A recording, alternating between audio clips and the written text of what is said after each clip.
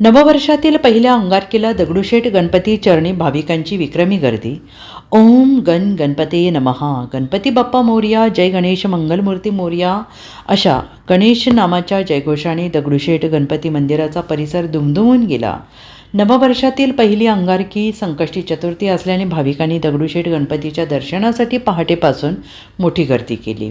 मंदिराच्या कळसापासून ते गाभाऱ्यापर्यंत विविध रंगी फुलांनी केलेली पारंपरिक आणि आकर्षक पुष्प सजावट तसेच विद्युत रोषणाईमुळे संपूर्ण श्रीमंत दगडूशेठ हलवाई गणपती मंदिर उजळून निघालं होतं.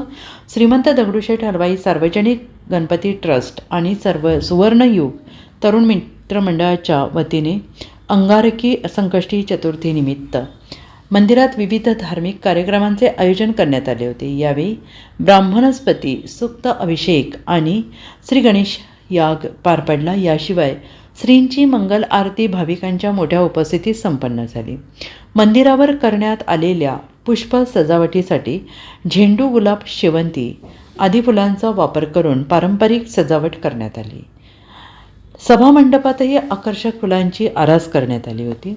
मंगळवारी पहाटेपासून भाविकांसाठी दर्शन खुले ठेवण्यात आले होते आणि त्यामुळे पहाटेपासूनच भाविकांची मोठी गर्दी उसळली होती.